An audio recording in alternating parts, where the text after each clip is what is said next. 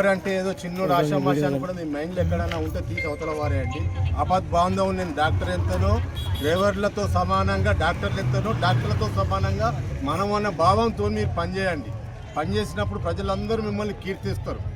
వాస్తవానికి చెప్పాలంటే all India transport service union మరియు all India transport workers union, all India bus service and cab union 3 కలిసి మనకు ఒక సేఫ్టీ మంత్ అన్నది ఏర్పాటు చేసుకొని దాంట్లో మనకు మొన్నటి దాకా మొన్న 24 తారీఖు జనవరి లోపల జాతీయ డ్రైవర్స్ల దినోత్సవం లోపల ఆటో వాళ్ళు మొదటి వరుసలు ఉన్నారు.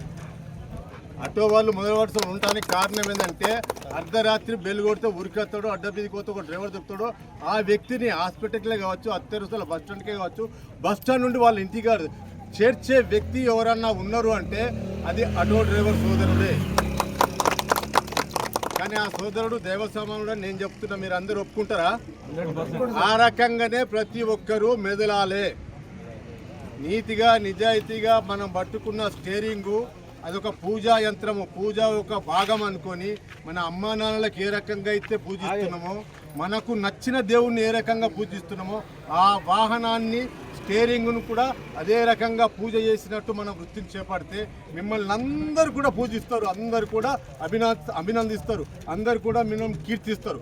ఆ కీర్తించే పాత్ర దేవుడు మనకిచ్చిండు. డ్రైవర్ అనేటోడు ఒక శ్రీకృష్ణుడితో భగవంతుడు. ఆ రకంగా ఎటువంటి వాళ్ళు మనం కూడా కానీ దానికి తగ్గట్టు మనం మలుచుకోవాలి. అంటే ఆరోగ్యంగా ఉండాలి, ఆదర్శంగా ఉండాలి. మనం చేసే పని ప్రతి పౌరుడు అంటే ప్రజలు అదే డ్రైవర్ సాబట్టే ఇట్లుండాలి, ఎంత ముద్దుగా నడుపుతున్నాడు, ఎంత అందంగా ఉన్నాడు, ఎంత ముద్దుగా మనకు మర్యాద ఇస్తున్నాడు, ఆ భావంతో మనకు కస్టమర్ అంటే ప్యాసింజరే దేవుడు అనుకొని మీరు నీతిగా పనిచేయండి. ప్రతి ఒక్కరు మిమ్మల్ని కృతజ్ఞతాపూర్వకంగా పోయేటప్పుడు పోతున్న డ్రైవర్ సాబు, పోతున్న సీన్ గారు పేరు తెలిస్తే పోతున్న అన్న, పోతున్న బాయ్సాబ్ అని చెప్పిపోతారు. ఆ కృతజ్ఞతలు నేను పొందిన మీరందరూ కూడా పొందాలి. 1980 నుండి 86 వరకు నేను లారీ డ్రైవర్గా చేసిన. 86 నుండి 16 డిసెంబర్ వరకు ఆర్టీసీ డ్రైవర్ చేసిన.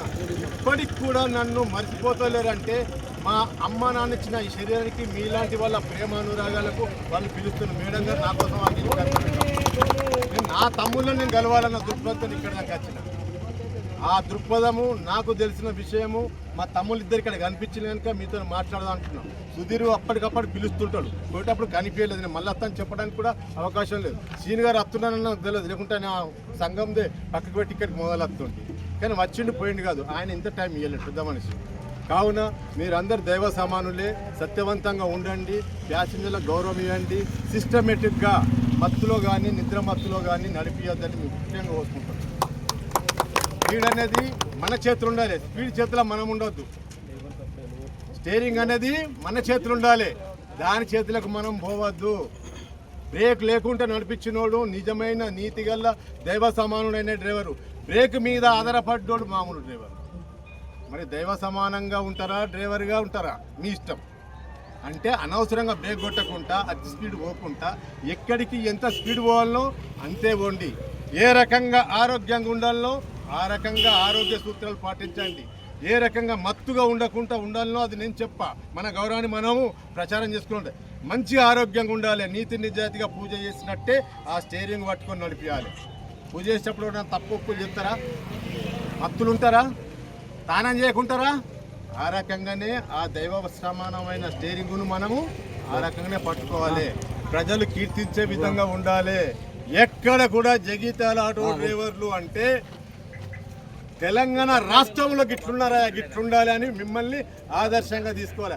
ఆ రకంగా మీరందరూ ఉంటారని, ముఖ్యంగా అధ్యక్షుడికి బాగా బాధ్యత ఉన్నది కనుక అధ్యక్షుడిని కాపాడుకోవాల్సిన బాధ్యత మీకున్నది, మీకు సమాచారం అందించాల్సిన బాధ్యత ఆయనకున్నది కనుక ఒకరికొకరు తెలిసిన విషయాలు పంచుకొని నెలకోసారో 3 నెలలకోసారో ఎప్పుడోసారి పండుగ సందర్భంగా మంచి చర్చలు పెట్టి మీరు మంచిగా ఉంటే మీరందరూ మంచిగా ఉన్నారా భావంతో ఉంటే ఒక కార్యకర్తగా, ఒక సోదరునిగా, ఒక అన్నగా ఎల్లవేళ మీ అందుబాటులో ఉంటాం. ప్రతి కూడా మోటార్ ట్రాన్స్పోర్ట్ యాక్ట్ గురించి అందరికి తెలిసినంత తెలియకుండా నాకు కూడా ఇంత తెలుసు.